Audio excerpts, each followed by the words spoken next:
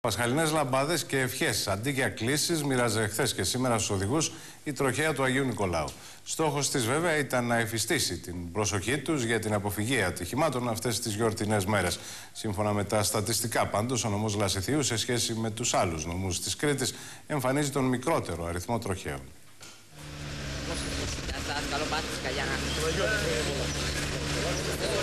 Με το σύνθημα «Φέτος ας τσουγκρίσουμε στο σπίτι και όχι στο δρόμο» μοίρασαν ευχές και πασχαλινές λαμπάδες. Μαθητές του πρώτου γυμνασίου που συνέδραμαν την προσπάθεια της τροχέας Αγίου Νικολάου να ευαισθητοποιήσει για μία ακόμη φορά τους οδηγούς, ώστε η έξοδος και η επιστροφή τους να μην σημαδευτεί από κάποιο τροχαίο ατύχημα.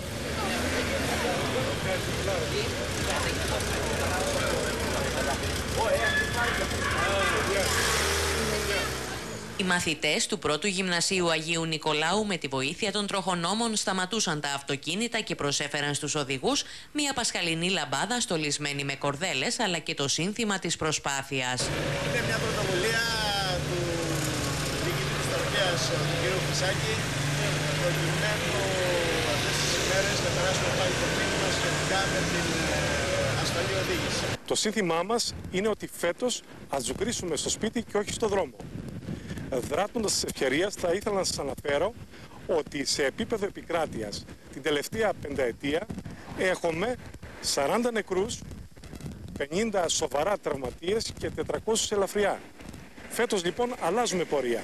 Φοράμε ζώνη ασφαλείας στο κράνος, κρατάμε χαμηλές ταχύτητες, δεν οδηγούμε όταν έχουμε καταναλώσει νοπνευματώδη ποτά, δεν κάνουμε αντικανονικά προσπεράσματα και χρήση κινητού τηλεφώνου κατά την οδήγηση.